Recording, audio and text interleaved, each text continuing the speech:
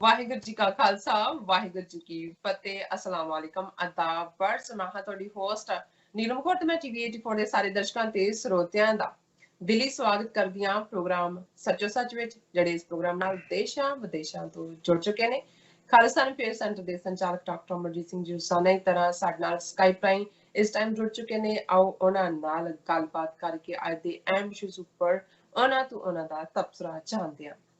ਜੀ ਡਾਕਟਰ ਸਾਹਿਬ ਵਾਹਿਗੁਰੂ ਜੀ ਕਾ ਖਾਲਸਾ ਵਾਹਿਗੁਰੂ ਜੀ ਕੀ ਫਤਿਹ ਹਾਂਜੀ ਨੀਲਮ ਕੌਰ ਜੀ ਤੇ ਸਾਡੇ ਦੁਨੀਆ ਭਰ ਵਿੱਚ ਬੈਠੇ ਟੀਵੀ 84 ਦੇ ਬਹੁਤ ਪਿਆਰੇ ਸੋਹਣੇ ਸੂਝਵਾਨ ਦਰਸ਼ਕਾਂ ਨੂੰ ਵੀ ਵਾਹਿਗੁਰੂ ਜੀ ਕਾ ਖਾਲਸਾ ਵਾਹਿਗੁਰੂ ਜੀ ਕੀ ਫਤਿਹ ਜੀ ਡਾਕਟਰ ਸਾਹਿਬ ਜੀ ਆਇਆਂ ਨੂੰ ਪ੍ਰੋਗਰਾਮ ਸੱਚੋ ਸੱਚ ਵਿੱਚ ਬਹੁਤ ਮਿਹਰਬਾਨੀ ਜੀ ਡਾਕਟਰ ਸਾਹਿਬ ਅੱਜ ਡੇਟ ਹੈਗੀ ਹੈ 27 ਮਈ 2020 13 ਜੇਠ ਨਾਨਕ ਸ਼ਾਹੀ ਸੰਮਤ 552 ਦਾ ਦਿਨ ਹੈ ਤੇ ਡਾਕਟਰ ਸਾਹਿਬ ਪ੍ਰੋਗਰਾਮ ਸ਼ੁਰੂ ਕਰਨ ਤੋਂ ਪਹਿਲਾਂ ਅਸੀਂ ਹਮੇਸ਼ਾ ਤਰ੍ਹਾਂ ਆਪਣੇ ਦਰਸ਼ਕਾਂ ਤੇ ਸਰੋਤਿਆਂ ਦਾ ਸੀ ਵਿਊਅਰਸ ਜੇ ਤੁਸੀਂ ਹੱਕ ਸੱਚ ਇਨਸਾਫ ਤੇ ਪੈਰਾ ਦਿਨ ਦਾ ਇੱਕੋ ਇੱਕ ਚੈਨਲ ਟੀਵੀ 84 ਨੂੰ ਦੇਖਣਾ ਚਾਹੁੰਦੇ ਹੋ ਤਾਂ ਤੁਸੀਂ ਦੇਖ ਸਕਦੇ ਹੋ ਸਪੈਕਟਰਮ ਕੇਬਲ ਆਰਸਨ ਕੇਬਲ ਬੈਲਪਾਪ cable Canada roku Jadoo box ਸ਼ਾਵਾ ਫੇਸਬੁੱਕ ਟੀਵੀ 84 ਦੀ ਐਪ ਰਾਹੀਂ online streaming and IP box ਤੇ ਤੁਸੀਂ ਟੀਵੀ 84 ਨੂੰ ਦੇਖ ਸਕਦੇ ਹੋ ਵਿਊਅਰਸ ਜੇ ਤੁਸੀਂ ਟੀਵੀ 84 ਨਾਲ ਜਾਂ ਪ੍ਰੋਗਰਾਮ ਸੱਚੋ ਸੱਚ ਰਾਹੀਂ ਫੇਸਬੁੱਕ ਰਾਹੀਂ ਜੁੜੇ ਹੋ ਤਾਂ ਇਸ ਨੂੰ ਵੱਧ ਤੋਂ ਵੱਧ ਲਾਈਕ ਕਰੋ ਤੇ ਸ਼ੇਅਰ ਕਰੋ ਅਤੇ ਨਾਲ ਹੀ YouTube ਤੇ ਸਬਸਕ੍ਰਾਈਬ ਵੀ ਕਰੋ ਇਹ ਵੀ ਦੱਸ ਦੇ ਕਿ ਤੁਸੀਂ ਟੀਵੀ 84 ਦੀ ਐਪ ਨੂੰ ਐਂਡਰੋਇਡ ਐਂਡ ਐਪ ਸਟੋਰ ਤੇ ਡਾਊਨਲੋਡ ਕਰਕੇ ਜੋ ਟੀਵੀ 84 ਦੀ ਲਾਈਵ ਸਟ੍ਰੀਮ ਹੈ ਉਸ ਨੂੰ ਤੁਸੀਂ 24 ਆਵਰਸ ਦੇਖ ਸਕਦੇ ਹੋ ਵਿਊਅਰਸ ਹੁਣ ਅਸੀਂ ਆਪਣੇ ਪ੍ਰੋਗਰਾਮ ਦੀ ਸ਼ੁਰੂਆਤ ਕਰਨ ਜਾ ਰਹੇ ਹਾਂ ਪ੍ਰੋਗਰਾਮ ਦੇ ਸ਼ੁਰੂ ਦੇ ਵਿੱਚ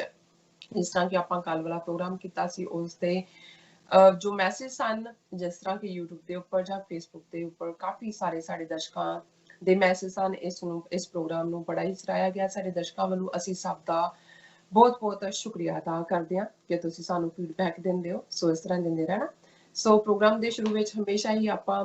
ਬਰੀਫਿੰਗ ਦਿੰਦੇ ਹਾਂ ਤੁਹਾਨੂੰ ਅੱਜ ਦੇ ਪ੍ਰੋਗਰਾਮ ਦੇ ਵਿੱਚ ਵਿਚਾਰੇ ਜਾਣ ਵਾਲੇ ਜੋ ਇਸ਼ੂ ਨੇ ਉਸ ਬਾਰੇ ਸੋ ਪਹਿਲੇ ਸੈਗਮੈਂਟ ਦੇ ਵਿੱਚ ਆਪਾਂ ਗੱਲਬਾਤ ਕਰਨ ਜਾ ਰਹੇ ਹਾਂ ਕਿ ਪਾਕਿਸਤਾਨ ਦੇ ਪ੍ਰਧਾਨ ਮੰਤਰੀ ਜਨਾਬ ਇਮਰਾਨ ਖਾਨ ਨੇ ਇੱਕ ਟਵੀਟ ਵਿੱਚ ਕਿਹਾ ਹੈ ਕਿ ਨਾਜ਼ੀਵਾਦੀ ਤਰਜ਼ ਦੀ ਭਾਰਤੀ ਹਕੂਮਤ ਦਾ ਹੰਕਾਰ ਭਰਿਆ ਜੋ ਰਵੱਈਆ ਅਤੇ ਨੀਤੀਆਂ ਨੇ ਉਹ ਗੁਆਂਢੀ ਦੇਸ਼ਾਂ ਲਈ ਇੱਕ ਖਤਰਾ ਬਣ ਸਕਦੀਆਂ ਨੇ ਸੋ ਬੰਗਲਾਦੇਸ਼ ਨੇਪਾਲ ਚੀਨ ਤੇ ਪਾਕਿਸਤਾਨ ਨੂੰ ਝੂਠੇ ਆਪਰੇਸ਼ਨਾਂ ਰਾਹੀਂ ਜੋ ਭਾਰਤ ਹੈ ਉਹ ਧਮਕਾ ਰਿਹਾ ਹੈ ਸੋ ਦੂਸਰੇ ਪਾਸੇ ਅਮਰੀਕਾ ਦੇ ਪ੍ਰਧਾਨ ਟਰੰਪ ਨੇ ਪੇਸ਼ਕਸ਼ ਕੀਤੀ ਹੈ ਕਿ ਉਹ ਚੀਨ ਤੇ ਭਾਰਤ ਵਿੱਚ ਜੋ ਟਕਰਾਅ ਨੂੰ ਰੋਕਣ ਲਈ ਵਿਚੋਲਗੀ ਕਰਨ ਲਈ ਤਿਆਰ ਹੈ ਸੋ ਭਾਰਤ ਤੇ ਚੀਨ ਡਿਪਲੋਮੈਟਿਕ ਜ਼ਰੀਏ ਨਾਲ ਬਾਰਡਰ ਤੇ ਪੈਦਾ ਹੋਏ ਤਣਾਅ ਨੂੰ ਖਤਮ ਕਰਨ ਲਈ ਉੱਚ ਪੱਧਰੀ ਜੋ ਗੱਲਬਾਤ ਹੈ ਉਹ ਵੀ ਕਰਨ ਜਾ ਰਹੇ ਹਨ ਇਸ ਵਿਸ਼ੇ ਦੇ ਉੱਪਰ ਗੱਲਬਾਤ ਹੋਏਗੀ ਫਿਰ ਦੂਸਰੇ ਸੈਗਮੈਂਟ ਦੇ ਵਿੱਚ ਆਪਾਂ ਗੱਲਬਾਤ ਕਰਾਂਗੇ ਕਿ ਕਿਸ ਤਰ੍ਹਾਂ ਭਾਰਤ ਦੇ 6 ਸੂਬਿਆਂ ਵਿੱਚ ਟਿੱਡੀ ਦਲ ਨੇ ਹਮਲਾ ਬੋਲ ਦਿੱਤਾ ਹੈ ਕਰੋੜਾਂ ਦੀ ਗਿਣਤੀ ਵਿੱਚ ਭਾਰਤ ਪਹੁੰਚੇ ਇਸ ਟਿੱਡੀ ਦਲ ਦੇ ਹਮਲੇ ਨੂੰ ਪਛਾੜਨ ਵਿੱਚ ਭਾਰਤ ਉਸੇ ਤਰ੍ਹਾਂ ਹੀ ਨਾਕਾਮ ਹੋਈ ਹੈ ਜਿਵੇਂ ਕਿ ਕੋਰੋਨਾ ਵਾਇਰਸ ਨੂੰ ਇਸ ਬਾਰੇ ਗੱਲਬਾਤ ਹੋਏਗੀ ਫਿਰ ਕੋਰੋਨਾ ਵਾਇਰਸ ਦੇ ਹਵਾਲੇ ਨਾਲ ਜੋ ਅਪਡੇਟਸ ਹੈ ਉਹ ਆਪਾਂ ਡਾਕਟਰ ਕੋਲੋਂ ਜਾਣਾਂਗੇ ਥਰਡ ਸੈਗਮੈਂਟ ਦੇ ਵਿੱਚ ਆਪਾਂ ਗੱਲਬਾਤ ਕਰਾਂਗੇ ਕਿ ਹੁਰੀਅਤ ਕਾਨਫਰੰਸ ਦੇ ਲੀਡਰ ਸੈਯਦ ਅਲੀ ਸ਼ਾਹ ਗਿਲਾਨੀ ਨੇ ਇੱਕ ਬਿਆਨ ਵਿੱਚ ਇੰਗਲੈਂਡ ਦੇ ਇੱਕ ਗੁਰੂ ਘਰ ਵਿੱਚ ਹੋਈ ਤੋੜ ਫੋੜ ਘਟਨਾ ਦੀ ਨਿਖੇਧੀ ਕੀਤੀ ਹੈ ਉਹਨਾਂ ਨੇ ਭਾਰਤੀ ਖੁਫੀਆ ਏਜੰਸੀਆਂ ਨੂੰ ਇਸ ਦੇ ਲਈ ਜ਼ਿੰਮੇਵਾਰ ਠਹਿਰਾਇਆ ਹੈ ਹੁਰੀਅਤ ਆਗੂ ਦਾ ਕਹਿਣਾ ਹੈ ਕਿ ਜਦੋਂ ਭਾਰਤ ਭਰ ਵਿੱਚ ਬੇਗੁਨਾਹ ਕਸ਼ਮੀਰੀਆਂ ਤੇ ਹਿੰਦੂ ਤਵੀਆਂ ਵੱਲੋਂ ਹਮਲੇ ਹੋ ਰਹੇ ਸਨ ਤਾਂ ਉਦੋਂ ਸਿੱਖਾਂ ਨੇ ਖੁੱਲ ਕੇ ਕਸ਼ਮੀਰੀਆਂ ਦੀ ਮਦਦ ਕੀਤੀ ਸੀ ਉਹਨਾਂ ਲਈ ਗੁਰਦੁਆਰਿਆਂ ਦੇ ਜੋ ਦਰਵਾਜ਼ੇ ਸਨ ਉਹ ਖੋਲੇ ਸਨ ਤੇ ਉਹਨਾਂ ਨੂੰ ਖਾਣਾ ਪਾਣਾ ਦੇ ਕੇ ਉਹਨਾਂ ਨੂੰ ਮਹਿਫੂਜ਼ ਜੋ ਘਰਾਂ ਵਿੱਚ ਉਹਨਾਂ ਦੇ ਘਰਾਂ ਤੱਕ ਪਹੁੰਚਾਇਆ ਸੀ ਸੋ ਭਾਰਤੀ ਏਜੰਸੀਆਂ ਮੁਸਲਮਾਨਾਂ ਤੇ ਸਿੱਖਾਂ ਵਿੱਚ ਟਕਰਾਅ ਪੈਦਾ ਕਰਨ ਦੀ ਕੋਸ਼ਿਸ਼ ਕਰ ਰਹੀਆਂ ਹਨ ਜਿਸ ਮਾੜੇ ਇਰਾਦੇ ਵਿੱਚ ਉਹ ਕਦੇ ਵੀ ਕਾਮਯਾਬ ਨਹੀਂ ਹੋ ਸਕਦੇ ਸੋ ਫਿਰ ਆਪਾਂ ਤੁਹਾਡੀਆਂ ਜੋ ਲਿਖਤਾਂ ਨੇ ਉਹ ਸਾਂਝੀਆਂ ਕਰਾਂਗੇ ਪ੍ਰੋਗਰਾਮ ਦੇ ਐਂਡ ਵਿੱਚ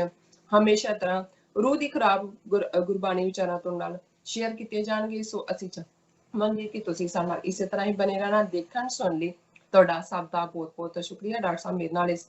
ਟਾਈਮ ਸਕਾਈਪ ਰਾਹੀਂ ਜੁੜ ਚੁੱਕੇ ਨੇ ਆਓ ਉਹਨਾਂ ਨਾਲ ਗੱਲਬਾਤ ਕਰਕੇ ਅੱਜ ਦੇ ਪ੍ਰੋਗਰਾਮ ਦਾ ਆਗਾਜ਼ ਕਰਦੇ ਹਾਂ ਜੀ ਡਾਕਟਰ ਸਾਹਿਬ ਕੀ ਵਿਚਾਰਾਂ ਨੇ ਇਹਨਾਂ ਸਾਰੇ ਮੁੱਦਿਆਂ ਦੇ ਉੱਪਰ ਕੀ ਕਹਿਣਾ ਚਾਹੋਗੇ ਤੁਸੀਂ ਦੇਖੋ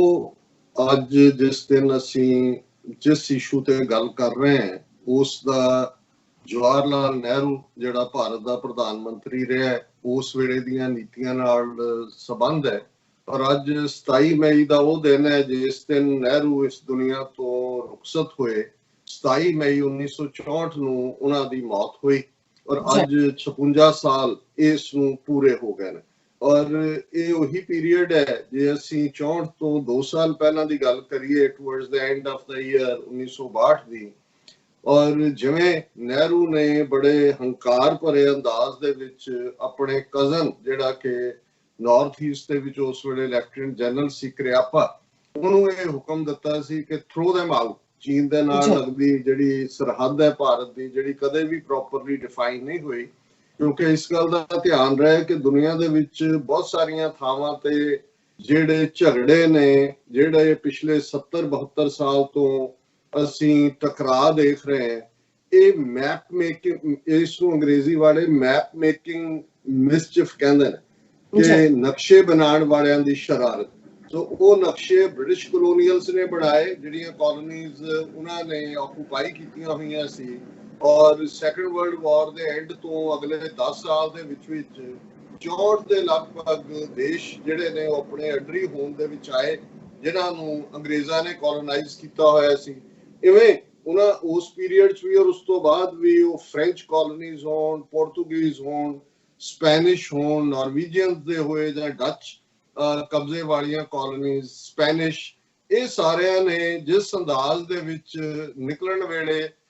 ਕਈਆਂ ਨੇ ਕਾਹਲੀ ਦੇ ਵਿੱਚ, ਕਈਆਂ ਨੇ ਲੌਂਗ ਟਰਮ ਆਪਣੇ ਜਿਹੜੇ ਮੁਫਾਦ ਸੀ ਉਸ ਨੂੰ ਸਾਹਮਣੇ ਰੱਖਦਿਆਂ ਜਿਹੜੇ ਨੇ ਉਹ ਨਕਸ਼ੇ ਬਣਾਏ, ਜਿੱਥੇ ਉਹਨਾਂ ਦਾ ਜੀ ਕੀਤਾ ਉਹਨਾਂ ਨੂੰ ਸੂਟ ਕਰਦਾ ਸੀ ਲੀਕ ਖਿੱਚ ਦਿੱਤੀ। ਔਰ ਬਹੁਤ ਸਾਰੀਆਂ ਥਾਵਾਂ ਤੇ ਜਿਹੜੀਆਂ ਸਿਵਲ ਵਾਰਸ, ਟਕਰਾਅ, ਜੇ ਅਸੀਂ ਅਫਰੀਕਾ ਦੇ ਵਿੱਚ ਦੇਖੀਏ ਕਬੀਲਿਆਂ ਨੂੰ ਕਿਵੇਂ ਅੱਧੇ ਉਸ ਪਾਸੇ ਨੇ ਅੱਧੇ ਉਸ ਪਾਸੇ ਨੇ, ਔਰ ਆਪਣੇ ਖਿੱਤੇ ਦੇ ਵਿੱਚ ਜੇ ਅਸੀਂ ਦੇਖੀਏ ਔਰ ਆਪਣੀ ਸਿੱਖ ਕੌਮ ਦੇ ਹਵਾਲੇ ਨਾਲ ਗੱਲ ਕਰੀਏ ਤੇ ਸਿੱਖ ਕੌਮ ਵੀ ਉਸ ਕਲੋਨੀਅਲ ਮੈਪ ਮੇਕਿੰਗ ਦਾ ਸ਼ਿਕਾਰ ਹੋਈ ਬਿਨਾਂ ਇਸ ਗੱਲ ਦਾ। ਔਰ ਜਿਸ ਨੇ ਉਸ ਖਿੱਤੇ ਦੇ ਵਿੱਚ ਆ ਕੇ ਵੰਡ ਕੀਤੀ, ਰੈੱਡ ਕਲਿਫ ਨੇ, ਉਹ ਕਦੇ ਇੱਕ ਦਿਨ ਲਈ ਵੀ ਉਸ ਤੋਂ ਪਹਿਲਾਂ ਭਾਰਤ ਨਹੀਂ ਸੀ ਆਇਆ ਹੋਇਆ। ਔਰ ਜਿਹੜਾ ਜਾਨੀ ਨੁਕਸਾਨ ਬਹੁਤ ਵਾਰ ਜਦੋਂ ਅਸੀਂ 47 ਦੌਰ ਦੇ ਵਿੱਚ 500,000 ਤੋਂ 1 ਮਿਲੀਅਨ ਤੱਕ ਲੋਕਾਂ ਦੀ ਮੌਤ, 1 ਕਰੋੜ ਤੋਂ ਜ਼ਿਆਦਾ ਬੇਗੁਨਾਹ ਦਾ ਇੱਕ ਥਾਂ ਤੋਂ ਦੂਜੀ ਥਾਂ ਜਾਣਾ ਵੱਲ ਦੇਖਦੇ ਹਾਂ, ਤੇ ਉਸ ਦੇ ਵਿੱਚ ਵੱਡੇ ਦੋਸ਼ੀ ਬ੍ਰਿਟਿਸ਼ ਕਲੋਨੀਅਲਸ ਨੇ, ਜਿਨ੍ਹਾਂ ਨੇ ਜੇ ਕੋਈ ਨੀਤੀ ਬਣਾਈ ਵੀ ਤੇ ਇਸ ਸਾਰੇ ਦੌਰ ਦੇ ਵਿੱਚ ਉਹਨਾਂ ਦਾ ਇੱਕ ਵੀ ਕੋਈ ਗੋਰਾ ਫੌਜੀ ਨਹੀਂ ਮਾਰਿਆ ਗਿਆ। ਉਹਨਾਂ ਨੇ ਲੋਕਾਂ ਨੂੰ ਉਹਨਾਂ ਦੇ ਦਰਿੰਦਿਆਂ ਦੇ ਰਹਿਮੋ ਕਰਮ ਤੇ ਛੱਡ ਦਿੱਤਾ ਹੈ। ਔਰ ਇਸ ਦੇ ਨਾਲ ਜੁੜੀਆਂ ਹੋਈਆਂ ਨੀਤੀਆਂ ਜਿਹੜੀਆਂ ਉਸ ਖਿੱਤੇ ਦੇ ਵਿੱਚ ਕਾਂਗਰਸ ਨੂੰ ਸੂਟ ਕਰਦੀਆਂ ਸੀ, ਨਹਿਰੂ ਔਰ ਮਾਊਂਟਬੈਟਨ ਰਿਲੇਸ਼ਨਸ਼ਿਪ ਕੀ ਸੀ, ਇਹ ਇੱਕ ਵੱਖਰਾ ਚੈਪਟਰ ਹੈ। ਪਰ ਇਹਦੇ 'ਚ ਕੋਈ ਸ਼ੱਕ ਨਹੀਂ ਹੈ ਕਿ ਉਸ ਬ੍ਰਿਟਿਸ਼ ਕਲੋਨੀਅਲ ਮੈਪ ਮੇਕਿੰਗ ਦੇ ਨਤੀਜੇ 'ਚ ਉਸ ਖਿੱਤੇ 'ਚ ਸਿੱਖ ਕੌਮ ਹਿੰਦੂ ਗੁਲਾਮੀ ਦੇ ਵਿੱਚ ਆਈ। ਜੰਮੂ ਕਸ਼ਮੀਰ ਇਹ ਵੀ ਅਨਫਿਨਿਸ਼ਡ ਬਿਜ਼ਨਸ ਹੈ ਅੱਜ, ਜਿਸ ਤੋਂ ਅੰਗਰੇਜ਼ ਜਾਂ ਬ੍ਰਿਟਨ ਹੱਥ ਧੋਣੇ ਚਾਹੁੰਦਾ ਹੈ, ਲੇਕਿਨ ਇਹ ਸਾਰਾ ਉਹਨਾਂ ਦਾ ਕੀਤਾ ਹੋਇਆ ਹੈ। ਔਰ ਇਹੀ ਹਾਲ ਜੇ ਅੱਜ ਚੀਨ ਭਾਰਤ ਦੇ ਵਿੱਚ, ਅਸੀਂ ਜਿਵੇਂ ਕੱਲ ਇਸ ਇਸ਼ੂ ਦੇ ਉੱਤੇ ਡਿਟੇਲ 'ਚ ਗੱਲ ਕੀਤੀ, ਸਾਡੇ ਵਿਊਅਰਸ ਵੱਲੋਂ ਉਹਨੂੰ ਬਹੁਤ ਪਸੰਦ ਕੀਤਾ ਗਿਆ, ਬਹੁਤ ਸਾਰਿਆਂ ਦੇ ਇਸ ਉੱਤੇ ਕਮੈਂਟ ਨੇ, ਤੇ ਇਸ ਗੱਲ ਦਾ ਧਿਆਨ ਰਹੇ ਕਿ ਇਹ ਵੀ ਉਹਨਾਂ ਦੀ ਉਸ ਦੌਰ ਦੇ ਵਿੱਚ ਜਦੋਂ ਕਿ ਚੀਨ ਦੀ ਆਪਣੀ ਹੋਂਦ ਹਸਤੀ ਨਹੀਂ ਸੀ, ਓਪੀਅਮ ਵਾਰਸ ਨਾਲ, ਔਰ ਉਸ ਤੋਂ ਬਾਅਦ ਆਲਮੋਸਟ ਚਾਈਨਾ ਦੇ ਵੱਡੇ ਸ਼ਹਿਰਾਂ ਨੂੰ, ਸ਼ੰਘਾਈ ਹੋਏ, ਨੈਨਕਿੰਗ ਹੋਏ, ਇਹਨਾਂ ਸਾਰਿਆਂ ਨੂੰ ਜਿਹੜਾ ਕੋਲੋਨਾਈਜ਼ ਕੀਤਾ ਹੋਇਆ ਸੀ ਉਹਨਾਂ ਨੇ। ਗਲੀਆਂ ਔਰ ਕੂਚਿਆਂ ਦੇ ਵਿੱਚ ਇਹਨਾਂ ਯੂਰਪੀਅਨ ਮੁਲਕਾਂ ਦਾ ਔਰ ਅੱਡ-ਅੱਡ ਦੇ ਕਬਜ਼ੇ ਸੀ। ਔਰ ਉਸ ਸਾਰੇ ਦੌਰ ਦੇ ਵਿੱਚ ਇਹਨਾਂ ਨੇ ਉਹਨਾਂ ਨੂੰ ਜਿਹੜਾ ਉਹ ਸਬਮਿਟ ਕਰਵਾਇਆ, ਜਿਸ ਨੂੰ ਅਸੀਂ ਅੱਜ ਮੈਕਮੋਨ ਲਾਈਨ ਕਹਿੰਦੇ ਆ, ਜਿਹੜਾ ਕਿ ਆਰਜ਼ੀ ਬਾਰਡਰ ਉਹਨਾਂ ਨੇ ਡਰਾ ਕੀਤਾ ਚਾਈਨਾ ਦੇ ਨਾਲ, ਜਿਹਨੂੰ ਚਾਈਨਾ ਨੇ ਕਦੇ ਵੀ ਜਿਸ ਦੇ ਉੱਤੇ ਦਸਤਖਤ ਨਹੀਂ ਕੀਤੇ। ਔਰ ਉਹਨਾਂ ਦੇ ਲਈ ਇਹ ਹਮੇਸ਼ਾ ਉਹਨਾਂ ਦੀ ਗੁਲਾਮੀ ਦੇ ਦੌਰ ਦੀ ਇੱਕ ਨਾਮੋਸ਼ੀ ਹੈ, ਜਿਸ ਨੂੰ ਜਦੋਂ ਕਿ ਉਹਨਾਂ ਨੇ ਚਾਈਨਾ ਨੇ ਰੀਸਰਚ ਕੀਤਾ 1948 ਚ ਮਾਓ ਸੇ ਤੁੰਗ ਚੌਨ ਲਾਈ ਦੀ ਕਮਾਂਡ ਥੱਲੇ, ਇੱਕੋ ਵੇਲੇ ਉਹ ਜਾਪਾਨੀਆਂ ਨਾਲ ਵੀ ਲੜੇ, ਅੰਗਰੇਜ਼ਾਂ ਨਾਲ ਵੀ ਲੜੇ, ਈਵਨ ਮਨਚੂਰੀਆ ਪ੍ਰੋਵਿੰਸ ਲਈ ਫਿਰ ਰਸ਼ੀਆ ਤੋਂ ਵੀ ਉਹਨਾਂ ਨੇ ਜਿਹੜਾ ਆਪਣਾ ਹੱਕ ਲਿਆ। ਸੋ ਇਹ ਉਸ ਪੀਰੀਅਡ ਦੇ ਬਾਰਡਰ ਦੀ ਗੱਲ ਹੈ। ਜੇ ਅਸੀਂ ਇਸ ਦੌਰ ਦੇ ਵਿੱਚ ਨੇਪਾਲ ਜਿਹੜਾ ਕਿ ਅਨਐਕਸਪੈਕਟਡਲੀ ਉਹ ਕਰੈਕਟਰ ਬਣ ਕੇ ਸਾਹਮਣੇ ਆ ਗਿਆ, ਜਿਹਨੂੰ ਅੱਜ ਤੋਂ ਕੁਝ ਸਾਲ ਪਹਿਲਾਂ ਤੱਕ ਇਹ ਸੋਚਿਆ ਵੀ ਨਹੀਂ ਸੀ ਜਾ ਸਕਦਾ ਕਿ ਨੇਪਾਲ ਭਾਰਤ ਦੇ ਨਾਲ ਜਿਹੜਾ ਉਹ ਕਦੇ ਟਕਰਾਅ ਦੇ ਮੋੜ 'ਚ ਆਏਗਾ। ਕਸ਼ੀਦਗੀਆਂ ਰਹੀਆਂ, ਪਰ ਨੇਪਾਲ ਦੀ ਇੰਨੀ ਜ਼ਿਆਦਾ ਡਿਪੈਂਡੈਂਸ, ਉਹਦੇ 3 ਸਾਈਡ ਤੋਂ ਬਾਰਡਰ ਇੰਡੀਆ ਨਾਲ ਲੱਗਦਾ ਹੈ, ਚਾਈਨਾ ਦੇ ਨਾਲ ਵੈਸੇ ਹੀ ਫਿਜ਼ੀਬਿਲਿਟੀ ਉਹਨਾਂ ਦੀ ਜਿਹੜੀ ਹੈ, ਉਹਨਾਂ ਦੀ ਪਹੁੰਚ ਟਰਾਂਸਪੋਰਟੇਸ਼ਨ ਔਰ ਦੂਸਰੀ ਬੜੀ ਡਿਫਿਕਲਟ ਰਹੀ ਹੈ। ਕਲਚਰਲੀ ਵੀ ਬਹੁਤ ਸਾਰੀਆਂ, ਭਾਵੇਂ ਉਹਨਾਂ ਚੋਂ ਬਹੁਤ ਸਾਰੇ ਮੰਗਲੋਇਡ ਰੇਸ ਦੇ ਨੇ, ਪਰ ਉਹ ਇੱਕ ਡਿਕਲੇਅਰਡ ਹਿੰਦੂ ਨੇਸ਼ਨ ਰਿਹਾ ਔਰ ਉਹਨਾਂ ਦੀਆਂ ਪ੍ਰੈਕਟਿਸਿਸ ਵੀ, ਉਹਨਾਂ ਦੇ ਬਹੁਤ ਸਾਰਿਆਂ ਦੇ ਨਾਂ ਵੀ ਜਿਹੜੇ ਨੇ ਉਹ ਪੂਰੇ ਹਿੰਦੂਆਈਜ਼ ਨੇ। ਔਰ ਸ਼ਿਵ ਜੀ ਨਾਲ ਸੰਬੰਧਿਤ ਬਹੁਤ ਵੱਡਾ ਟੈਂਪਲ ਪਸ਼ੂਪਤੀ ਮੰਦਿਰ ਜਿਹੜਾ ਕਾਠਮੰਡੂ 'ਚ ਹੈ, ਔਰ ਮੋਦੀ 2014 ਤੋਂ ਬਾਅਦ ਉੱਥੇ ਖਾਸ ਤੌਰ ਤੇ ਜਿਹੜਾ ਉਹ ਪੂਜਾ ਕਰਨ ਵੀ ਗਿਆ। ਔਰ ਈਵਨ ਜਿਹੜੀ ਰਾਮਚੰਦਰ ਜਾਂ ਸੀਤਾ ਦੀ ਕਹਾਣੀ ਦੇ ਵਿੱਚ ਸੀਤਾ ਨੂੰ ਜਾਨਕੀ ਦੀ ਡਾਟਰ ਕਰਕੇ ਕਿਹਾ ਜਾਂਦਾ ਹੈ, ਔਰ ਜ਼ਾਹਰ ਹੈ ਕਿ ਰਾਜਾ ਜਨਕ ਨਾਲ ਜੁੜਿਆ ਹੋਇਆ ਜਾਂ ਵਿਆਹ ਦਾ ਪਾਰਟ ਵੀ ਅੱਜ ਦੇ ਨੇਪਾਲ 'ਚ ਦਿਖਾਇਆ ਜਾਂਦਾ ਹੈ। ਹਾਲਾਂਕਿ ਅਜੇ ਵੀ ਇੰਡੀਅਨ ਜਿਹੜਾ ਉਹ ਇਸਤੇਮਾਲ ਕਰਦੇ ਨੇ ਕਹਿਣ ਲਈ ਜੀ ਗੌਤਮ ਬੁੱਧ ਸਾਡੇ, ਅਸੀਂ ਬੁੱਧ ਧਰਮ ਦੁਨੀਆ ਨੂੰ ਦਿੱਤਾ। ਇਸ ਗੱਲ ਦਾ ਧਿਆਨ ਰਹੇ ਕਿ ਕਪਲ ਵਸਤੂ ਜਿੱਥੇ ਗੌਤਮ ਬੁੱਧ ਦਾ ਜਨਮ ਹੋਇਆ ਉਹ ਨੇਪਾਲ ਦੇ ਵਿੱਚ ਹੈ। ਲੇਕਿਨ ਇਹਦੇ 'ਚ ਕੋਈ ਸ਼ੱਕ ਨਹੀਂ ਹੈ ਕਿ ਨੇਪਾਲ ਦੀ ਰਾਜਾਸ਼ਾਹੀ ਉਹ ਸਬਸਰਵੀਐਂਟ ਹੀ ਸੀ ਦਿੱਲੀ ਦੇ ਹਾਕਮਾਂ ਨੂੰ, ਕਿਹਨੂੰ ਉੱਥੇ ਕੀ ਲਾਣਾ ਹੈ, ਕੀ ਬਣਾਉਣਾ ਹੈ। ਔਰ ਇਹ ਇਹਨਾਂ ਦੀਆਂ ਏਜੰਸੀਆਂ ਦੇ ਹੈੱਡਕੁਆਰਟਰ ਭਾਰਤੀ ਏਜੰਸੀਆਂ ਦੇ ਨੇਪਾਲ 'ਚ ਰਹੇ। ਲੇਕਿਨ ਇੱਕ ਵਕਤ ਆਉਂਦਾ ਹੈ ਔਰ ਇਹ ਅਸੀਂ ਦੇਖਦੇ ਹਾਂ ਕੱਲਾ ਉਹ ਸਾਡੇ ਖਿੱਤੇ 'ਚ ਅੱਜ ਜੇ ਚਾਈਨਾ ਆਪਣੇ ਆਪ ਨੂੰ, ਆਪਣੇ ਬਾਰਡਰਸ ਨੂੰ ਰੀਡਿਫਾਈਨ ਕਰਨਾ ਚਾਹੁੰਦਾ ਹੈ ਜਾਂ ਨੇਪਾਲ ਨੇ ਜਿਹੜਾ ਉਹ ਆਪਣੀ ਅਣਖ ਦਿਖਾਈ ਹੈ, ਤੇ ਇਹ ਬਹੁਤ ਵਾਰ ਹੁੰਦਾ ਹੈ। ਅਸੀਂ ਈਵਨ ਸਕਾਟਲੈਂਡ ਦੇ ਹਵਾਲੇ ਨਾਲ ਦੇਖਦੇ ਹਾਂ ਕਿ ਕਿਵੇਂ ਜਦੋਂ ਫਿਲਮ ਹਾਲੀਵੁੱਡ ਦੀ ਜਿਹੜੀ ਹੈ ਉਹ ਬਰੇਵ ਹਾਰਟ ਆਈ, ਤੇ ਸਕਾਟਿਸ਼ ਲੋਕ ਜਿਹੜੇ ਕਾਫੀ ਦੇਰ ਲੜੇ 4-5 ਸਦੀਆਂ ਪਹਿਲਾਂ ਬ੍ਰਿਟਿਸ਼ ਦੇ ਨਾਲ, ਪਰ 4 ਸਦੀਆਂ ਪਹਿਲਾਂ ਇਵੈਂਚੁਅਲੀ ਜਿਹੜਾ ਉਹਨਾਂ ਨੇ ਸਰੈਂਡਰ ਕਰ ਦਿੱਤਾ। ਜਿਹੜੀ ਵੀ ਟ੍ਰੀਟੀ ਉਸ ਵੇਲੇ ਬ੍ਰਿਟਨ ਦੇ ਨਾਲ ਸਾਈਨ ਹੋਈ, ਭਾਵੇਂ ਉਹਨਾਂ ਦੇ ਵਾਲੇਸ ਜਾਂ ਬਰੂਸ ਵਰਗੇ ਵੱਡੇ ਵੱਡੇ ਯੋਧਿਆਂ ਨੇ ਕੌਮੀ ਅਣਖ ਨਾਲ ਸਮਝੌਤਾ ਨਹੀਂ ਸੀ ਕੀਤਾ, ਪਰ ਇੱਕ ਸਟੇਜ ਆਉਂਦੀ ਹੈ ਕਿ ਜਦੋਂ, ਔਰ ਉਸ ਦਾ ਨਤੀਜਾ ਸੀ ਕਿ ਸਕਾਟਲੈਂਡ ਦੇ ਵਿੱਚ ਵਾਪਸ ਸਕਾਟਿਸ਼ ਨੈਸ਼ਨਲਿਸਟ ਪਾਰਟੀ ਜਿਨ੍ਹਾਂ ਨੇ ਸਟੇਟ ਅਸੈਂਬਲੀ ਜਿੱਤੀ, ਔਰ ਬਾਅਦ ਦੇ ਵਿੱਚ ਇਸ ਹੱਦ ਤੱਕ ਬ੍ਰਿਟਨ ਨੂੰ ਉਹਨਾਂ ਨੇ ਮਜਬੂਰ ਕੀਤਾ ਕਿ ਸਕਾਟਲੈਂਡ ਦੇ ਵਿੱਚ ਰੈਫਰੈਂਡਮ ਕਿ ਅਸੀਂ ਅੱਡ ਹੋਣਾ ਹੈ, ਕਿਉਂਕਿ 4 ਸਦੀਆਂ ਦੀ ਉਹਨਾਂ ਨੂੰ ਬ੍ਰਿਟਿਸ਼ ਨਾਲ ਸਾਂਝ ਜਾਂ ਦੂਸਰਿਆਂ ਦੇ ਨਾਲ ਸਾਂਝ ਜਿਹੜੀ ਹੈ ਉਹ ਲੱਗਾ ਕਿ ਬਈ ਸਾਡੇ ਉੱਤੇ ਥੋਪੀ ਗਈ ਸੀ, ਸਾਡੀ ਆਪਣੀ ਚੁਆਇਸ ਨਹੀਂ ਸੀ। ਇਹ ਵੱਖਰੀ ਗੱਲ ਹੈ ਕਿ 1-2% ਦੇ ਨਾਲ ਉਹ ਆਜ਼ਾਦੀ ਦੇ ਲਈ ਇਹ ਕਾਮਯਾਬ ਨਹੀਂ ਹੋਏ, ਪਰ ਉਹਨਾਂ ਨੇ ਉਹ ਐਫਰਟ ਗਿਵ ਅਪ ਨਹੀਂ ਕੀਤਾ। ਆਉਣ ਵਾਲੇ ਪੀਰੀਅਡ ਦੇ ਵਿੱਚ ਇਹ ਮੰਗ ਦੁਬਾਰਾ ਆ ਸਕੇ। ਇਸੇ ਤਰ੍ਹਾਂ ਨੇਪਾਲ ਦੇ ਹਵਾਲੇ ਨਾਲ ਜੇ ਅਸੀਂ ਦੇਖੀਏ ਤੇ ਇੱਕ ਸਟੇਜ ਦੇ ਉੱਤੇ 19ਵੀਂ ਸਦੀ ਦੀ ਬਿਗਨਿੰਗ ਤੱਕ ਬਹੁਤ ਵੱਡਾ ਨੇਪਾਲੀ ਐਮਪਾਇਰ ਸੀ, ਜਿਸ ਦੇ ਵਿੱਚ ਅੱਜ ਦੀ ਭਾਰਤ ਦੀ Uttarakhand state, Bihar state, UP state ਔਰ ਬੰਗਾਲ ਸਟੇਟ, ਉਸ ਦਾ ਕਾਫੀ ਵੱਡਾ ਹਿੱਸਾ ਨੇਪਾਲ ਦੇ ਐਮਪਾਇਰ ਦਾ ਹਿੱਸਾ ਸੀ। ਈਵਨ ਹਿਮਾਚਲ ਪ੍ਰਦੇਸ਼ ਦੇ ਵਿੱਚ ਇਸ ਗੱਲ ਦਾ ਧਿਆਨ ਰਹੇ, ਜਿਹੜਾ ਸ਼ਿਮਲਾ ਲੰਬਾ ਵਕਤ ਇੰਡੀਆ ਦੀ ਕੈਪੀਟਲ ਰਿਹਾ ਬ੍ਰਿਟਿਸ਼ ਪੀਰੀਅਡ ਚ, ਸਮਰ ਕੈਪੀਟਲ ਸੀ, ਉਹ ਵੀ ਇੱਕ ਸਟੇਜ ਦੇ ਉੱਤੇ ਨੇਪਾਲ ਦੇ ਕਬਜ਼ੇ 'ਚ ਸੀ, ਸਤਲੁਜ ਦੇ ਕੰਢੇ ਤੱਕ ਆ ਕੇ। ਔਰ ਈਵਨ ਕਾਂਗੜਾ ਜ਼ਿਲ੍ਹਾ ਵੀ ਇੱਕ ਉਹਦਾ ਵੱਡਾ ਹਿੱਸਾ ਉਹਨਾਂ ਦੇ ਕੋਲ ਸੀ। ਵੱਖਰੀ ਗੱਲ ਹੈ ਕਿ ਇੱਕ ਸਿੱਖਾਂ ਔਰ ਲਾਹੌਰ ਦਰਬਾਰ ਉਸ ਵੇਲੇ ਮਹਾਰਾਜਾ ਰਣਜੀਤ ਸਿੰਘ ਜਿਹੜੇ ਨੇ ਉਹ ਰੂਲ ਕਰ ਰਹੇ ਸੀ, ਔਰ ਇੱਕ ਆਪਸੀ ਟਕਰਾਅ ਤੋਂ ਬਾਅਦ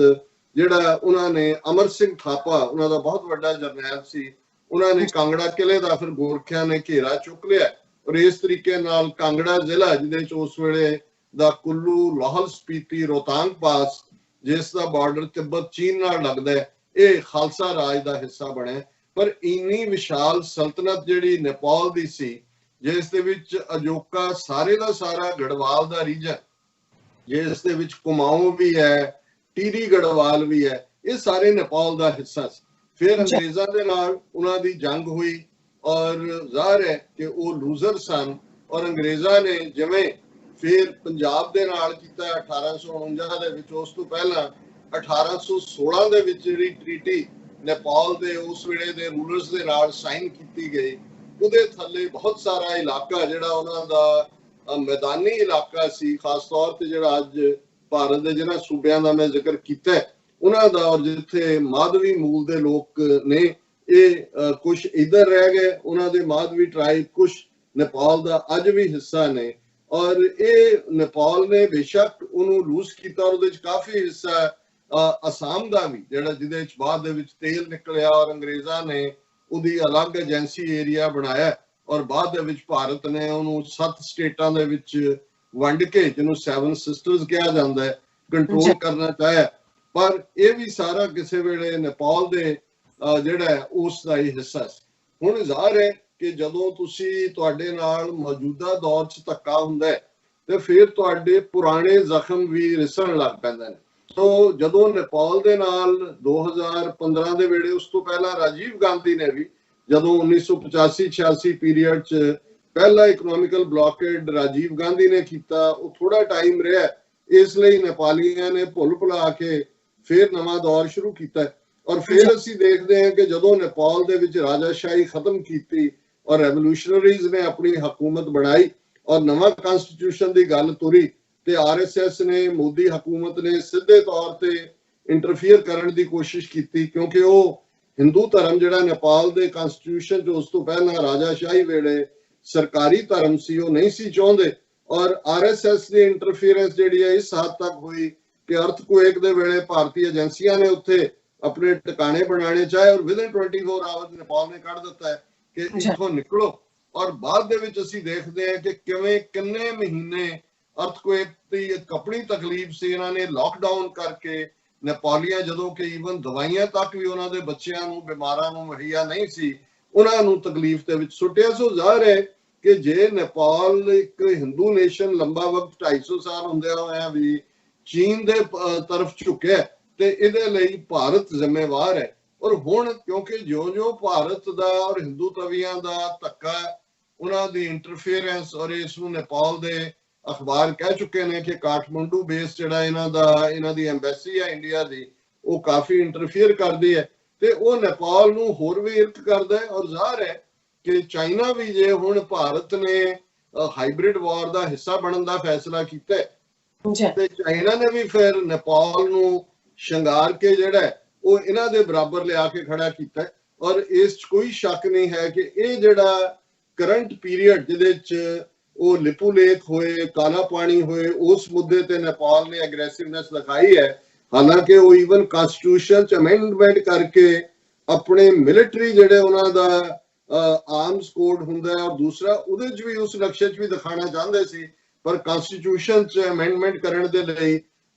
2/3 ਮੈਜੋਰਿਟੀ, 2/3 ਮੈਜੋਰਿਟੀ ਚਾਹੀਦੀ ਹੈ, ਜਿਹੜੀ ਇਸ ਵੇਲੇ ਉਹਨਾਂ ਕੋਲ ਨਹੀਂ ਹੈ। ਇਸ ਲਈ ਉਹਨਾਂ ਨੂੰ ਇਸ ਪ੍ਰਪੋਜ਼ਲ ਨੂੰ ਉਹਨਾਂ ਨੇ ਸ਼ੈਲਫ ਕਰ ਦਿੱਤਾ ਹੈ। ਪਰ ਇਹ ਨੇਪਾਲ ਫੈਕਟਰ ਜਿਹੜਾ ਇਹ all of A sudden Bharat ਦੇ ਲਈ ਇੱਕ ਵੱਡੀ ਸਿਰਦਰਦ ਬਣਿਆ। ਹੁਣ ਜਿਸ ਦੀ ਅਸੀਂ ਅੱਜ ਗੱਲ ਕਰਾਂਗੇ, ਅੱਜ ਦੁਨੀਆ ਦੇ ਵਿੱਚ ਇੱਕ ਪਾਸੇ ਲਾਕਡਾਊਨ ਹੈ, ਲੇਕਿਨ ਅਸੀਂ ਇਹ ਦੇਖ ਰਹੇ ਹਾਂ ਕਿ ਦੁਨੀਆ ਦੀ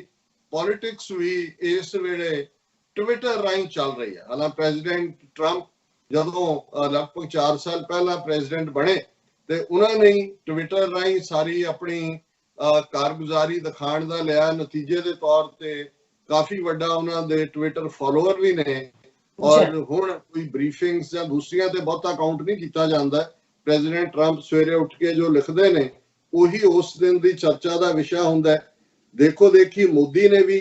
ਜਿਹਨੇ ਕਦੇ ਪ੍ਰੈਸ ਕਾਨਫਰੰਸ ਨਹੀਂ ਕੀਤੀ ਕਿਉਂਕਿ ਡਰਦੇ ਨੇ ਮੀਡੀਆ ਨੂੰ ਫੇਸ ਕਰਨ ਤੋਂ, ਟਵਿੱਟਰ ਦੇ ਉੱਤੇ ਬੈਠ ਗਿਆ ਔਰ ਇਹ ਵੀ ਦਾਅਵਾ ਕੀਤਾ ਜਾਣ ਲੱਗਾ ਜੀ ਪ੍ਰੈਜ਼ੀਡੈਂਟ ਟਰੰਪ ਤੋਂ ਬਾਅਦ ਦੂਜੇ ਜਿਹੜੇ ਜ਼ਿਆਦਾ ਫਾਲੋਅਰ ਨੇ ਉਹ ਮੋਦੀ ਦੇ ਨੇ। ਫਿਰ ਇਹ ਆਇਆ ਕਿ ਜੀ ਹੁਣ ਜਿਹੜੀ ਕੱਲ ਇੱਕ ਖਬਰ, ਮੈਂ ਕਿਉਂਕਿ ਹੋਰ ਖਬਰ ਤੇ ਮੈਂ ਫੋਕਸ ਕਰਨਾ ਚਾਹੁੰਦਾ ਪਰ ਮੈਂ ਇਹਨੂੰ ਪਾਸਿੰਗ ਦੇ ਵਿੱਚ ਹੀ ਰੈਫਰ ਕਰਨਾ ਚਾਹੁੰਦਾ ਕਿ ਇਹ ਜਿਹੜੇ ਕੇਸ ਸਾਰੇ ਨੂੰ ਇਨਵੈਸਟੀਗੇਟ ਕਰਦੇ ਨੇ, ਉਹਨਾਂ ਨੇ ਇਹ ਫਾਈਂਡਿੰਗ ਦਿੱਤੀ ਹੈ ਕਿ 60% ਜਿਹੜੇ ਟਵੀਟ ਦੇ ਉੱਤੇ ਫਾਲੋਅਰ ਨੇ ਮੋਦੀ ਦੇ ਉਹ ਜਾਲੀ ਅਕਾਊਂਟ ਵਾਲੇ ਨੇ। ਸੋ ਜ਼ਾਹਰ ਹੈ ਕਿ ਜਿੱਥੇ ਇਹਨਾਂ ਨੇ ਆਪਣੇ ਆਈਟੀ ਸੈਕਟਰ ਰਾਹੀਂ ਜਿਸ ਕਿਸਮ ਦਾ ਜਿਹੜਾ ਤਬਕਾ ਬਿਠਾਇਆ ਹੋਇਆ ਹੈ ਟ੍ਰੋਲਰਸ ਦਾ,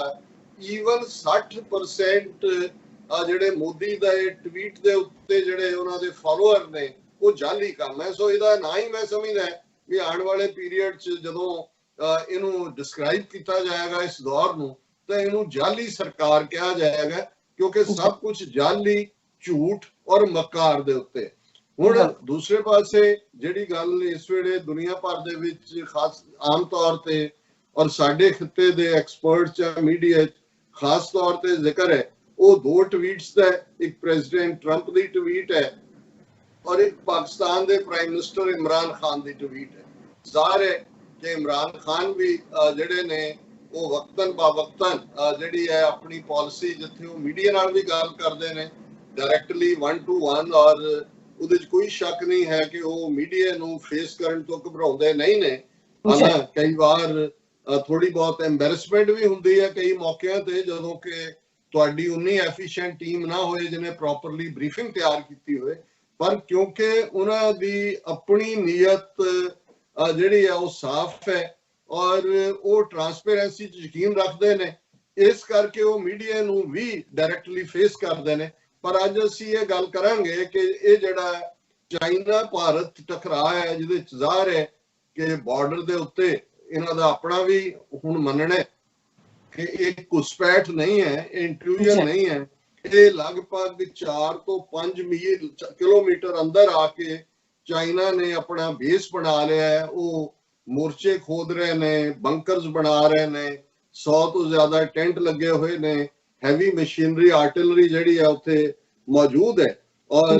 ਮੋਦੀ ਨੇ ਵੀ ਉਸ ਤੋਂ ਪਹਿਲਾਂ ਡਿਫੈਂਸ ਮਿਨਿਸਟਰ ਰਾਜਨਾਥ ਸਿੰਘ ਨੇ, ਮੋਦੀ ਨੇ, ਤਿੰਨੋਂ ਹੀ ਜਿਹੜੇ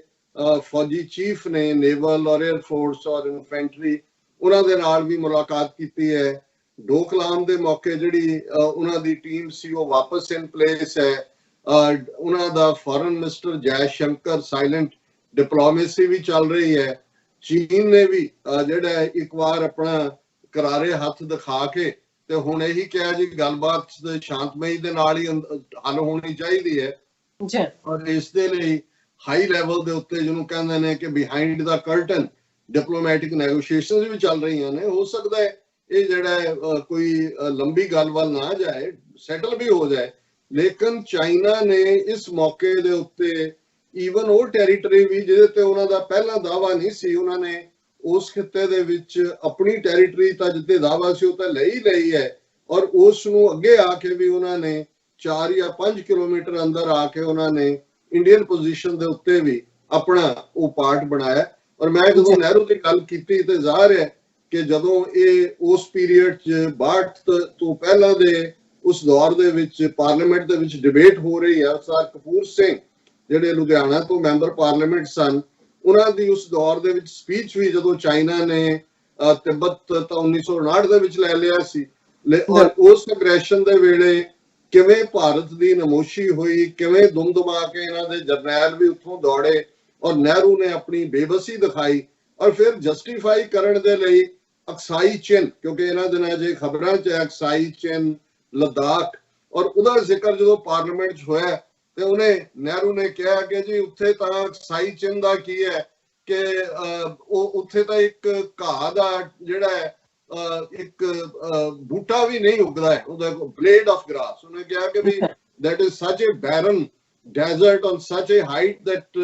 not a blade of grass grows there, ਕਿ ਉਹ ਇੰਨੀ ਉਚਾਈ ਦੇ ਉੱਤੇ ਇਸ ਕਿਸਮ ਦਾ ਹੈ ਕਿ ਉਹਦੇ ਤੇ ਤਾਂ ਇੱਕ ਘਾਹ ਦਾ ਬੂਟਾ ਵੀ ਨਹੀਂ ਹੈ। ਉਹ ਕਹਿਣਾ ਇਹ ਚਾਹੁੰਦਾ ਸੀ ਕਿ ਡੈਜ਼ਰਟ ਹੈ, ਉਹ ਜੇ ਚਲਾ ਵੀ ਗਿਆ ਤਾਂ what a big deal। ਤੇ ਉਹਦੇ ਇੱਕ ਜਿਹੜਾ ਬੈਟਨ ਆਇਰ ਸੀ, ਮੈਨੂੰ ਉਹਦਾ ਨਾਂ ਨਹੀਂ ਯਾਦ ਆ ਰਿਹਾ, ਪਾਰਲੀਮੈਂਟ, ਉਹਨੇ ਉੱਠ ਕੇ ਕਿਹਾ, ਉਹਨੇ ਕਿਹਾ ਸਰ ਜੇ ਤੁਸੀਂ ਆਪਣੀ ਟੋਪੀ ਲਾਓ ਤੇ ਤੁਹਾਡੇ ਸਿਰ ਦੇ ਉੱਤੇ ਕੋਈ ਵਾਲ ਨਹੀਂ ਹੈ, ਇਹਦਾ ਮਤਲਬ ਇਹ ਤਾਂ ਨਹੀਂ ਹੈ ਵੀ ਤੁਸੀਂ ਆਪਣਾ ਸਿਰ ਅੱਡ ਕਰ ਲਓਗੇ ਕਿਉਂਕਿ ਤੁਹਾਡੇ ਸਿਰ ਤੇ ਕੋਈ ਵਾਲ ਨਹੀਂ ਹੈ। ਸੋ ਕਹਿਣਾ ਇਹ ਚਾਹੁੰਦਾ ਸੀ ਕਿ ਭਾਈ ਤੁਹਾਡੀ ਟੈਰੀਟਰੀ ਸੀ ਔਰ ਉਹਨਾਂ ਹਾਲਾਤਾਂ ਦੇ ਵਿੱਚ ਹੀ ਫਿਰ ਭਾਰਤੀ ਪਾਰਲੀਮੈਂਟ ਨੇ ਜਿਹੜਾ ਉਹ ਪਾਸ ਕੀਤੇ ਰੈਜ਼ੋਲੂਸ਼ਨ ਕਿ ਜੇ ਅਸੀਂ ਭਾਰਤ ਮਾਤਾ ਦੇ ਪੂਤ ਨਹੀਂ ਹੈ, ਜੇ ਅਸੀਂ ਇਹਨੇ 60,000 ਸਕੁਅਰ ਕਿਲੋਮੀਟਰ ਕੇ ਕਿੰਨੀ ਟੈਰੀਟਰੀ ਵਾਪਸ ਨਾ ਲਈਏ। ਸੋ ਉਹ ਤਾਂ ਭਾਰਤ ਮਾਤਾ ਦੇ ਪੂਤ ਜਿਹੜੇ ਨੇ ਉਹ ਅੱਜ ਤੱਕ ਨਹੀਂ ਬਣੇ ਕਿਉਂਕਿ ਇਸ ਘਟਨਾਕ੍ਰਮ ਨੂੰ ਆਲਮੋਸਟ 62 ਦੀ ਉਸ ਕਲੈਸ਼ ਨੂੰ 58 ਸਾਲ ਹੋ ਗਏ ਨੇ, ਨਹਿਰੂ ਨੂੰ ਗਿਆ ਵੀ 56 ਸਾਲ ਹੋ ਗਏ ਨੇ। ਔਰ ਐਨ ਇਸ ਮੌਕੇ ਦੇ ਉੱਤੇ ਦੁਬਾਰਾ ਇਸ ਸਾਰੇ ਦਾ ਆਣਾ ਔਰ ਉਸ ਦੇ ਉੱਤੇ ਪਹਿਲਾਂ ਮੈਂ ਇਮਰਾਨ ਖਾਨ ਉਹਨਾਂ ਦੇ ਟਵੀਟ ਦਾ ਜ਼ਿਕਰ ਕਰਾਂਗਾ। ਔਰ ਮੈਂ ਜਿਵੇਂ ਅਕਸਰ ਉਹਨਾਂ ਨੂੰ ਐਡਮਾਇਰ ਕਰਦਾ ਇੱਕ ਸਿੱਖ ਦੇ ਨਾਤੇ, ਤੇ ਅਸੀਂ ਉਹਨਾਂ ਦੇ ਕਰਤਾਰਪੁਰ ਸਾਹਿਬ ਕੋਰੀਡੋਰ ਦੇ ਉਸ ਫੈਸਲੇ ਨੂੰ ਜਨਰਲ ਬਾਜਵਾ ਔਰ ਇਮਰਾਨ ਖਾਨ ਸਾਹਿਬ ਦੇ ਮੈਂ ਸਮਝਦਾ ਵੀ ਉਹ ਤਾਂ ਉਹਨਾਂ ਨੇ ਹਿਸਟਰੀ ਕ੍ਰੀਏਟ ਕੀਤੀ ਹੈ ਡਿਪਲੋਮੇਸੀ ਦੇ ਤੌਰ ਤੇ ਵੀ, ਜਿੱਥੇ ਕਿ ਇਹ ਗੁੱਡਵਿਲ ਜਿਹੜੀ ਕਿ ਖੁੱਲ ਕੇ ਸਾਹਮਣੇ ਆਈ ਹੈ ਦੋ ਕੌਮਾਂ ਦੇ ਵਿੱਚ, ਉੱਥੇ ਮੈਂ ਸਮਝਦਾ ਕਿ ਇਹ ਵੀ ਫਿਊਚਰ ਦੇ ਹਿਸਟੋਰੀਅਨ ਵੀ ਉਹਨਾਂ ਨੂੰ ਇਹ ਕ੍ਰੈਡਿਟ ਦੇਣਗੇ ਕਿ ਉਹਨਾਂ ਨੇ ਬੜੇ ਸੰਜੀਦਾ ਤਰੀਕੇ ਦੇ ਨਾਲ ਭਾਰਤ ਦੇ ਨਾਲ ਸੰਬੰਧ ਸੁਧਾਰਨ ਦੀ ਕੋਸ਼ਿਸ਼ ਕੀਤੀ, ਕਸ਼ਮੀਰ ਮੁੱਦੇ ਨੂੰ ਗੱਲਬਾਤ ਰਾਹੀਂ ਹੱਲ ਕਰਨ ਦੀ ਕੋਸ਼ਿਸ਼ ਕੀਤੀ, ਪਰ ਭਾਰਤੀਆਂ ਨੇ ਔਰ ਖਾਸ ਤੌਰ ਤੇ ਆਰਐਸਐਸ ਦੀ ਹਕੂਮਤ ਨੇ ਬਿਲਕੁਲ ਉਹਨਾਂ ਦੀ ਉਸ ਪੇਸ਼ਕਸ਼ ਨੂੰ ਵੀ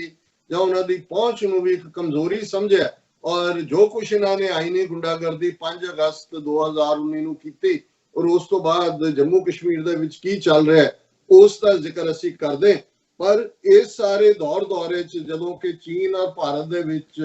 ਇਹ ਤਨਾਤਨੀ ਹੈ, ਪ੍ਰਾਈਮ ਮਿਨਿਸਟਰ ਇਮਰਾਨ ਖਾਨ ਉਹਨਾਂ ਨੇ ਟਵੀਟ ਕੀਤਾ, 2 ਟਵੀਟ ਨੇ ਇਹਨੇ ਰੋ ਔਰ ਦੋਨਾਂ ਦਾ ਇੱਕ ਦੂਜੇ ਨਾਲ ਸੰਬੰਧ ਹੈ। ਉਹਦੇ 'ਚ ਉਹਨਾਂ ਨੇ ਕਿਹਾ ਦਾ Hindutva supremacist Modi government with its arrogant expansionist policies akin to Naga's Lebensraum, ਜਿਹਨੂੰ living space ਕਹਿੰਦੇ ਨੇ, ਮੈਂ ਦੱਸਾਂਗਾ ਇਹ ਕੀ ਹੈ, is becoming a threat to the India's neighbors, Bangladesh through Citizenship Act, border dispute with Nepal and China, and Pakistan threatened with false flag operation। ਉਹਨਾਂ ਨੇ ਕਿਹਾ ਕਿ ਭਾਈ ਇਹ ਜਿਹੜੇ ਨਾਜ਼ੀ ਤਰਜ਼ ਦੀ ਹਿੰਦੂਤਵੀ ਹਕੂਮਤ ਹੈ, ਜਿਹੜੇ ਕਿਉਂਕਿ ਨਾਜ਼ੀਆਂ 'ਚ ਵੀ ਰੇਸ਼ੀਅਲ ਸੁਪਰੀਮੇਸੀ ਸੀ ਕਿ ਆਰੀਅਨ ਰੇਸ ਸੁਪੀਰੀਅਰ ਹੈ, ਇਹਨਾਂ ਦੇ ਵਿੱਚ ਜਿਹੜੀ ਹੈ ਉਹ ਹਿੰਦੂਤਵਾਦ ਦੀ ਆਈਡੀਓਲੋਜੀ ਹੈ। ਉਹਨਾਂ ਨੇ ਕਿਹਾ ਕਿ ਵੀ ਉਹਨਾਂ ਦਾ ਇਹ ਹੰਕਾਰ ਭਰਿਆ ਵਿਸਤਾਰਵਾਦੀ ਰਵੱਈਆ ਕਿ ਭਾਈ ਤੁਸੀਂ ਬਾਰਡਰ ਜਿਹੜੇ ਨੇ ਉਹ ਅੱਗੇ ਵਧਾਣੇ ਨੇ, ਜਿਵੇਂ ਜਰਮਨ ਵਾਲੇ ਸਮਝਦੇ ਸੀ ਕਿ ਭਾਈ ਸਾਡਾ ਇਹ ਵਰਥ ਰਾਈਟ ਹੈ, ਅਸੀਂ ਆਸਟਰੀਆ ਲੈ ਲਿਆ, ਅਸੀਂ ਫਰਾਂਸ ਲੈ ਲਿਆ, ਅਸੀਂ ਸਾਰੇ ਯੂਰਪ ਦੇ ਵਿੱਚ ਔਰ ਬਾਅਦ ਸਾਰੀ ਦੁਨੀਆ 'ਚ ਐਰੀਅਨ ਰੇਸ ਦੀ ਸੁਪਰੀਮੇਸੀ ਜਿਹੜੀ ਹੈ ਉਹ ਐਸਟੈਬਲਿਸ਼ ਕਰਨੀ ਹੈ। ਬਿਲਕੁਲ ਇਸੇ ਲਾਈਨ ਦੇ ਉੱਤੇ ਉਹਨਾਂ ਨੇ ਕਿਹਾ ਵੀ ਇਹ ਜਿਹੜੀ ਨਾਜ਼ੀਆਂ ਦੀ ਲੈਬੈਂਸਰਾਮ ਨੀਤੀ ਸੀ। ਹੁਣ ਲੈਬੈਂਸਰਾਮ ਇਹ ਹੈ ਕਿ ਜਿਹਦੇ 'ਚ ਨਾਜ਼ੀ ਇਹ ਸਮਝਦੇ ਸੀ ਕਿ ਸਾਡੇ ਕੋਲ ਇਹ ਹੱਕ ਹੈ ਕਿ ਅਸੀਂ ਦੂਸਰੀਆਂ ਜਿਹੜੀਆਂ ਇਨਫੀਰੀਅਰ ਰੇਸਿਸ ਨੇ, ਜਿਵੇਂ ਉਹਨਾਂ ਨੇ ਯਹੂਦੀ ਜਾਂ ਜਿਪਸੀ, ਕਿ ਉਹਨਾਂ ਨੂੰ ਜੇ ਉਹ ਭੁੱਖੇ ਵੀ ਮਰ ਜਾਣ ਕੋਈ ਗੱਲ ਨਹੀਂ ਹੈ, ਸਾਨੂੰ ਜਿਹੜਾ ਹੈ ਉਹ ਸਿਸਟਮ ਕ੍ਰੀਏਟ ਕਰਨਾ ਚਾਹੀਦਾ ਤਾਂ ਕਿ ਸਾਡੀ ਆਰਮੀ, ਸਾਡਾ ਬੇਸ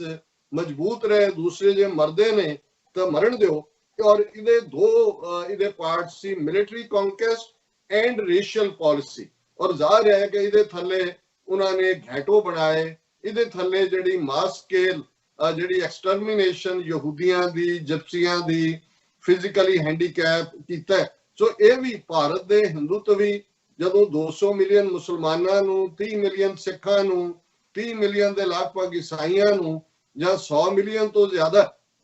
ਦਲਿਤਾਂ ਨੂੰ, ਟ੍ਰਾਈਬਲਸ ਨੂੰ ਜਿਵੇਂ ਡੀਲ ਕਰ ਰਹੇ ਨੇ, ਔਰ ਕੋਵਿਡ-19 ਦੇ ਕੰਟੈਕਸਟ ਜਿਵੇਂ ਉਹਨਾਂ ਨੂੰ 2-3 ਕਰੋੜ ਜਿਹੜੇ ਉਹਨਾਂ ਦੇ ਆਪਣੇ ਹਿੰਦੂਤਵੀ ਕੱਲ ਤੱਕ ਕਹਿ ਕੇ ਉਹਨਾਂ ਨੂੰ ਵਰਤਦੇ ਰਹੇ ਨੇ, ਜਿਵੇਂ ਉਹਨਾਂ ਦਾ ਹਸ਼ਰ ਕੀਤਾ ਜਾ ਰਿਹਾ ਹੈ, ਇਹ ਉਹੀ ਨਾਜ਼ੀਆਂ ਦੀ ਨੀਤੀ ਹੈ ਜਿਹੜੀ ਲੈਬੈਂਸਰਾਮ ਲਿਵਿੰਗ ਸਪੇਸ ਦੇ ਥੱਲੇ ਸੀ। ਉਹਨਾਂ ਨੇ ਕਿਹਾ ਕਿ ਭਾਈ ਇਹ ਜਿਹੜੀ ਨੀਤੀ ਹੈ ਇਹ ਭਾਰਤ ਦੇ ਗੁਆਂਢੀ ਦੇਸ਼ਾਂ ਦੇ ਲਈ ਇੱਕ ਖਤਰਾ ਬਣ ਗਈ ਹੈ। ਔਰ ਉਹਨਾਂ ਨੇ ਇਹ 3 ਭਾਰਤ ਦੀਆਂ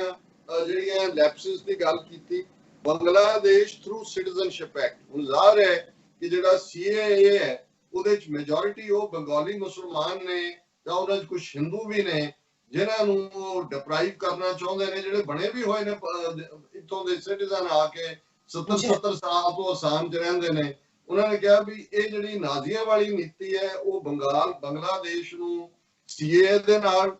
ਜਿਹੜਾ ਉਹ ਕੁੱਟ ਰਹੇ ਨੇ। ਔਰ ਇਸੇ ਤਰ੍ਹਾਂ ਉਹਨਾਂ ਨੇ ਇਹ ਕਿਹਾ ਕਿ border dispute with Nepal and China, ਉਹਦੇ 'ਚ ਉਹਨਾਂ ਨੇ ਇੱਕ ਜ਼ੁਮਰੇ 'ਚ ਦੋਨਾਂ ਦੀ ਗੱਲ ਕਰ ਦਿੱਤੀ ਕਿ ਭਾਈ ਇਹਨਾਂ ਦੇ ਐਕਸਪੈਂਸ਼ਨਿਸਟ ਡਿਜ਼ਾਈਨ ਜਿਹੜੇ ਨੇ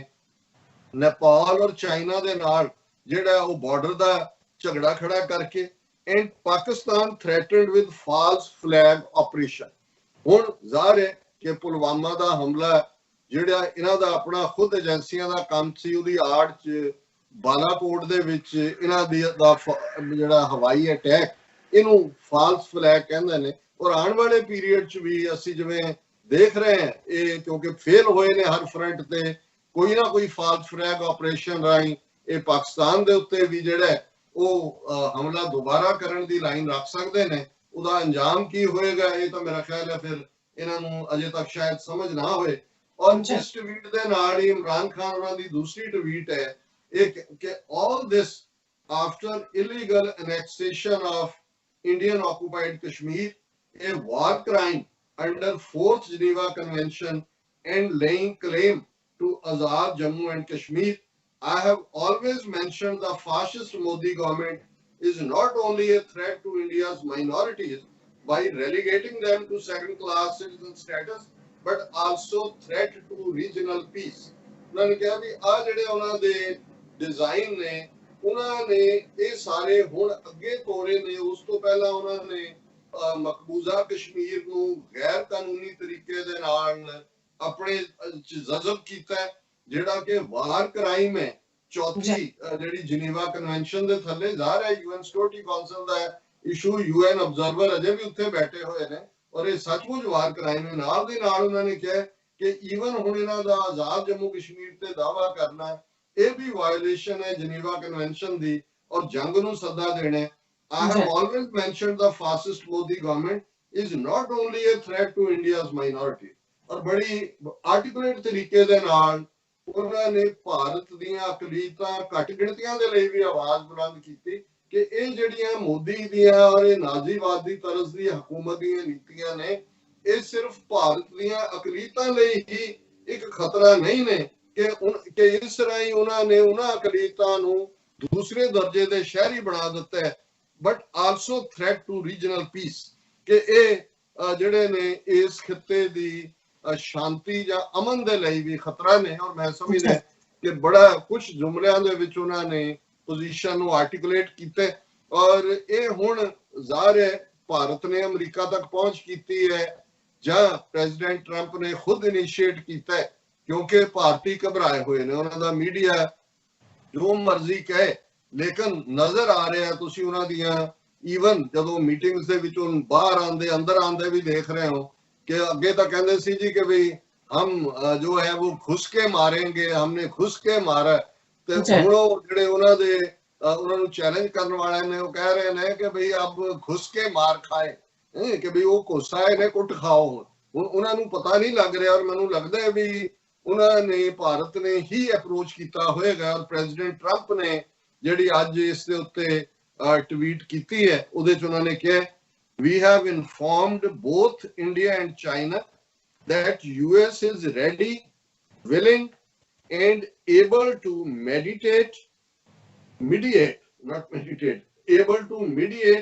or arbitrate their now raging border dispute। Trump ਸਾਹਿਬ ਕਹਿੰਦੇ ਨੇ ਕਿ ਵੀ ਅਸੀਂ ਦੋਨਾਂ ਹੀ ਦੇਸ਼ਾਂ ਨੂੰ ਭਾਰਤ ਔਰ ਚੀਨ ਨੂੰ ਇਹ ਆਗਾਹ ਕੀਤਾ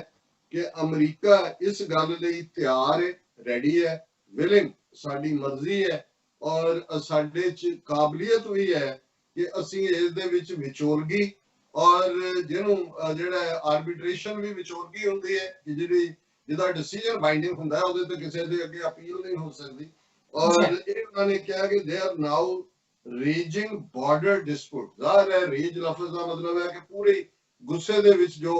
ਬਾਰਡਰ ਦੇ ਉੱਤੇ ਚੱਲ ਰਿਹਾ। ਸੋ ਜ਼ਾਹਰ ਹੈ ਕਿ ਇਹ ਪ੍ਰੈਜ਼ੀਡੈਂਟ ਟਰੰਪ ਦੀ ਆਫਰ, ਹਾਲਾਂਕਿ ਬਹੁਤ ਸਾਰਿਆਂ ਨੇ ਜਦੋਂ ਅੱਜ ਇਸ ਖਬਰ ਦਾ ਜ਼ਿਕਰ ਕੀਤਾ ਉਹਨਾਂ ਨੇ ਇਹ ਕਿਹਾ ਕਿ ਬਈ ਟਰੰਪ ਸਾਹਿਬ ਨੇ ਤਾਂ ਇਮਰਾਨ ਖਾਨ ਦੇ ਨਾਲ ਗੱਲਬਾਤ ਵੇਲੇ ਘੱਟੋ ਘੱਟ ਉਸ ਤੋਂ ਬਾਅਦ 2-3 ਵਾਰੀ ਟਵੀਟ ਕਰਕੇ ਕਸ਼ਮੀਰ 'ਚ ਵੀ ਵਿਚੋਲਗੀ ਦੀ ਆਫਰ ਕੀਤੀ ਸੀ ਤੇ ਉਸ ਵਿਚੋਲਗੀ ਦੀ ਆਫਰ ਤੋਂ ਬਾਅਦ ਕਸ਼ਮੀਰ ਦਾ ਕੀ ਹੈਸ਼ਰ ਹੋਇਆ। ਪਰ ਹੁਣ ਇਸ ਸਾਰੇ ਦੇ ਵਿੱਚ ਅਮਰੀਕਾ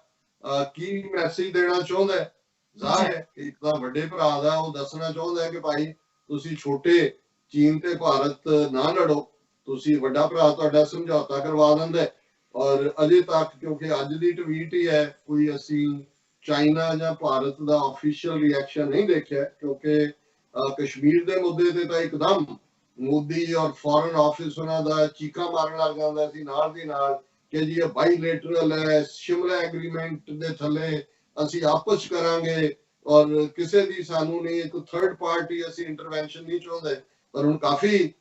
ਘੰਟੇ ਬੀਤ ਚੁੱਕੇ ਨੇ, ਕੋਈ ਆਇਆ ਨਹੀਂ ਹੈ ਕਿ ਭਾਈ ਉਹ ਨਹੀਂ ਚਾਹੁੰਦੇ। ਦੂਸਰੇ ਪਾਸੇ ਚਾਈਨਾ ਜਿਹੜਾ ਮੈਂ ਸਮਝਦਾ ਹੈ ਕਿ ਵੀ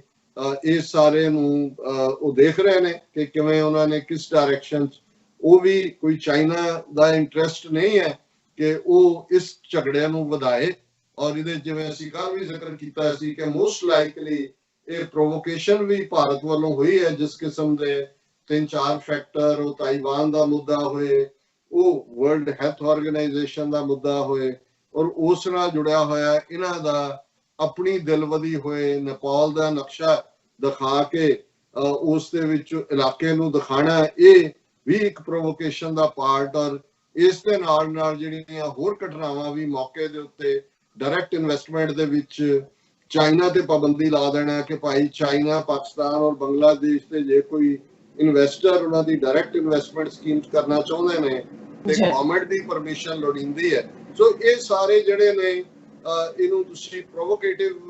ਪੁਆਇੰਟਸ ਕਹਿ ਸਕਦੇ ਹੋ, ਪਰ ਅਸੀਂ ਹਾਲ ਦੀ ਘੜੀ ਕਿਉਂਕਿ